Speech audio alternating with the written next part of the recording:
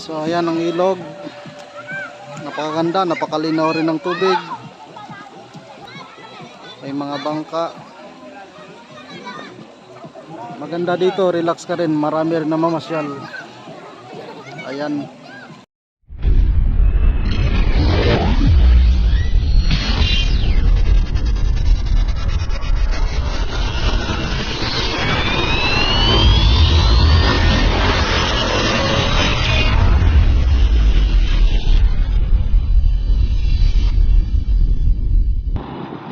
Nandito tayo ngayon sa kabundukan ng San Mateo, Rizal.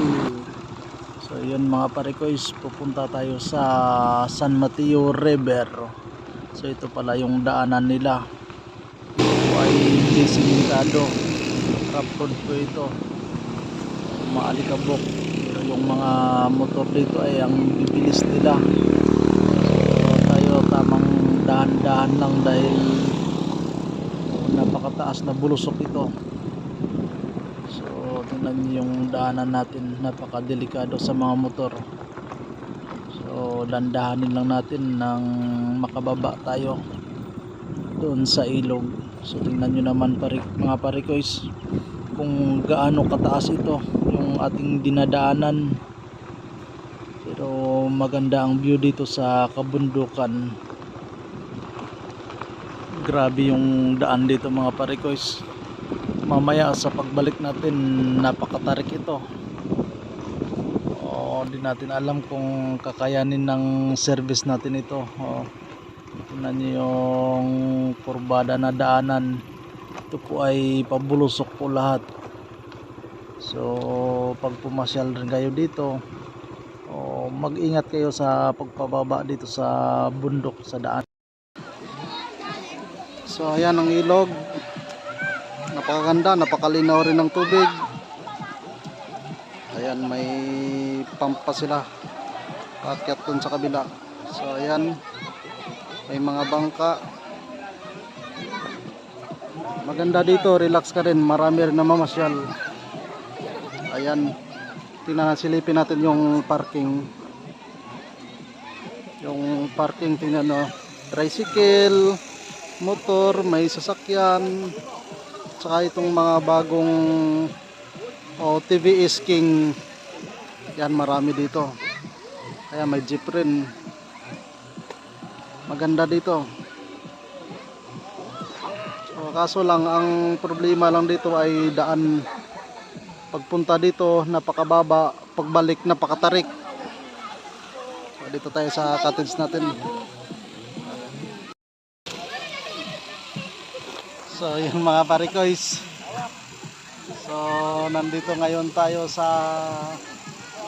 San Mateo River. So yan, tingnan mo yung cottage.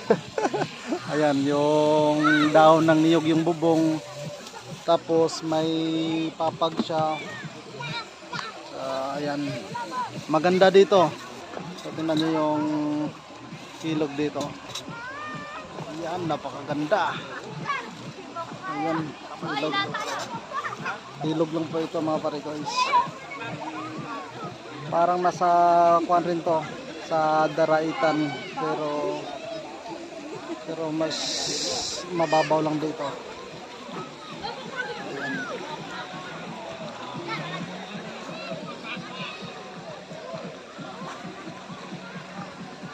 So maganda dito mag-picnic. Napakaganda dito mag-picnic. Tingnan nyo, may tulay siya na patawid sa kabila. Ang ganda, relax ka rin dito. Yun, so dito kami parang lang to, biglaan lang yung gala-gala namin. Nagdala kami ng lauyang.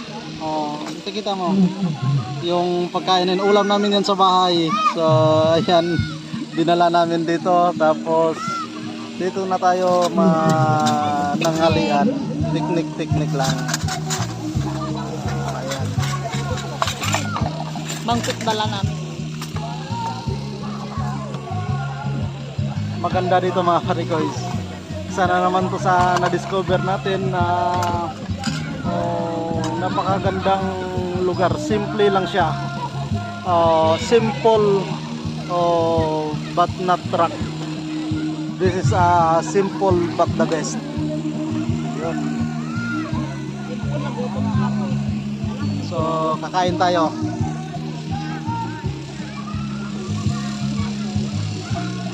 Yan. Kain. Ayan. May mga kuhan kami, soft drinks, tubig. Gutom pala sa biyahe. Bumiyahe kami ng mga isang oras o siguro, no? Siguro mga isang oras lang. Kasi pagdating dito sa pababa ng bundok, napakatarik at saka maalikabok yung daan, kaya tamang tamang bagal tayo. Tinalam ko maya kung makaahon tayo dahil napakatarik talaga.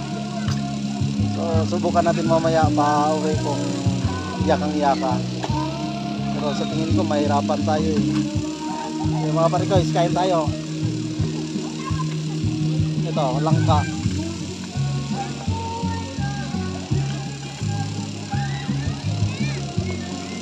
Tapos langka na may pata.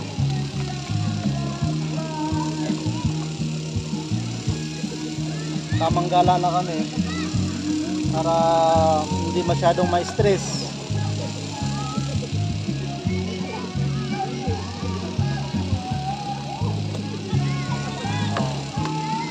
Ma-stress sa mga problema.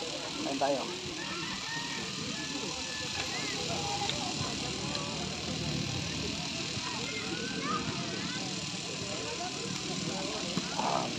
Sarap. Kunting rice lang kasi diet tayo.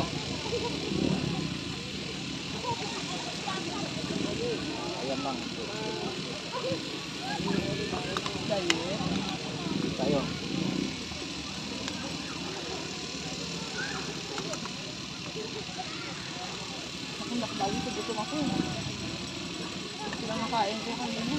Ito parang nasa Daraitan ka rin. Kung napuntahan nyo yung Daraitan, parang ganun din sa ilog rin siya. Pero dito, kagandahan dito, napakalapit. So tingnan nyo mga parikoys, daming nagbabike na pumunta dito. Nakabike lang sila, ayan, sila ni Kuya. Nakabike lang yan. So di ko alam kung kaya ng powers nila mamaya pag akyat sa Pawi. Kasi mataas talaga, bundok. Ang signal. Siya, kain. Salamat.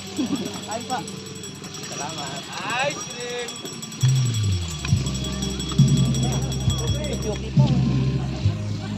Yan sila ni Kuya, nakarating dito, nakabike lang.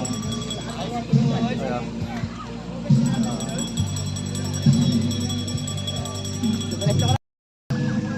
Tuloy ang kain. Iyan mo kasi ay akyat yun eh. Ayun o. Yan mo siya.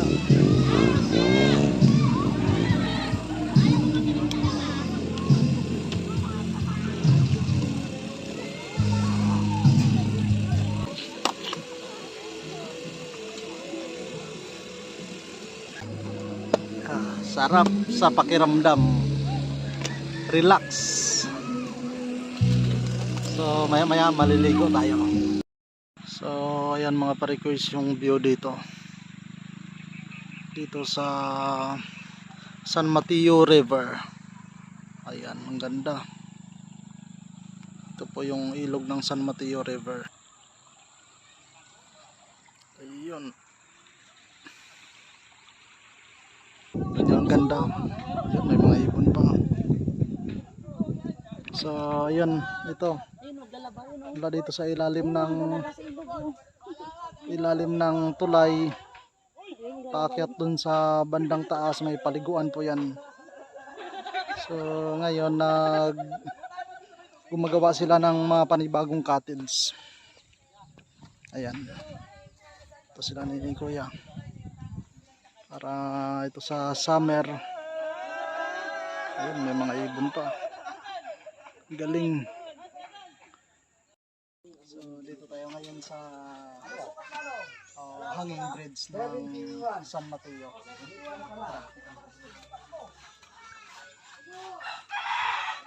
So makikita mo yung view dito, napakaganda. Talagang matatawag mo pa na virgin forest. Malungkot lang dito ngayon kasi ito po ay gagawing dam, yung tinatawag nila na San Mateo Wawa Dam Upper. Ito pangalawang dam ito sa San Mateo dahil sa lakas ng tubig dito na makukuhaan. So kawawa naman ang mga nakatira dito kasi yung sinasabi nila binabayaran sila na hindi daw sapat, hindi sapat sa bibigay sa kanila para sa kanilang panibagong tahanan, at saka wala na rin daw sila magiging hanap buhay. So itong makikita nyo, gigibain ito, babaguhin yung disenyo. So yung gilid ng bundok natin ay tayo, yan gigibain po yan. Yan po ay imamining po yan para lumawak siya. So sayang sa taas nito. O yan, dyan sa bandang taas may simenteryo pa po dyan na gigibain rin. So sayang, ang ganda yung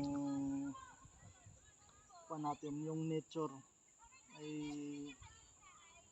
magbabago. Napakalaking sayang dahil sa ganda ng paligid nito, ganda ng ilog.